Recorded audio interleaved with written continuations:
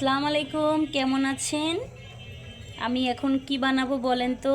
আপুরা বুঝতে পেরেছেন কিছু? কালিজিরার ভর্তা করব। রসুন আছে, পেঁয়াজ আছে, কাঁচামরিচ আছে, আর অনেকে শুকনো মরিচ দিয়েও করে। তো আমার শুকনো মরিচ একটু প্রবলেম আছে।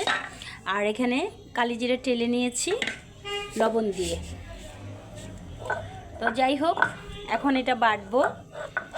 একা হাতে যেহেতু ভিডিও করছি হাতে নিয়ে, তো যার কারণে ভিডিওটা সুন্দরভাবে করা হচ্ছে না। কিন্তু উপকরণগুলো বলে দিলাম। এখানে রসুন, পেঁয়াজ, কাঁচামরিচ টেলে নিয়েছি, আর লবণ দিয়ে এখানে কালিজিরাটা ধুয়ে সুন্দর করে ভেজে নিয়েছি। তো এই ভর্তাটা শরীরের জন্য অনেক উপকার। তো আপনাদের সাথে শেয়ার করলাম যে আজকে রাতে কি করছি।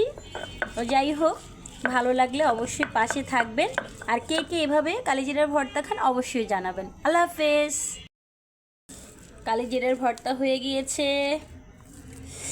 এখন পাটায় একটু ভাত মাখবো। কে কে আপনারা পাটায় ভাত মেখে খান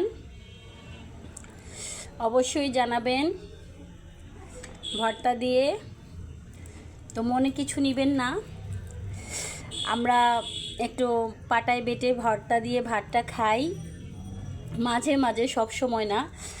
এই লাস্টের যে ভর্তাটা লেগে থাকে পাটাতে, ওটা দিয়ে মেখে খেতে অনেক মজা লাগে। তো এখন আমি বেটে খাবো, আপনারা কিছু মনে করবেন না। আমার রান্না, আমার চ্যানেল, আমার সব কিছু ভালো লাগলে অবশ্যই একটু সাবস্ক্রাইব করে দিবেন, লাইক কমেন্ট করবেন।